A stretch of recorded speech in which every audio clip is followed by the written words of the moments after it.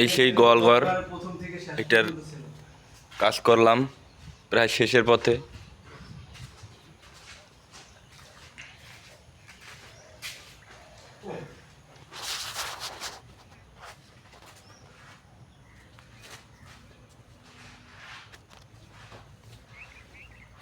ওটা 8-16টা গরু রাখতে পারবে।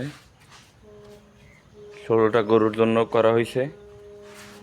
এই যে আমার ইরান ভাই, এই ইরান ভাই সেও সাথে ছিল শুরু থেকে শেষ পর্যন্ত। এই সেই ড্রেন, এখান থেকে ময়লা নেমে এইখান থেকে বাইরেই যাবে ওই পুষ্কুনিতে। আপনারা দেখতে পাচ্ছেন কিনা তা জানি না, এই পুষ্কুনিতে চলে যাবে। বাইর সাইডে কাজ চলতে আছে, বাইর সাইডে কাজ করতে আসি প্রায় শেষের পথে। এই পেছেও কাজ চলে।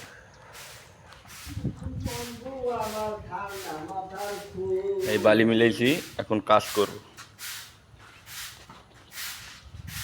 আমার সাথে 2জন ভাই আছে, বড় ভাইরে।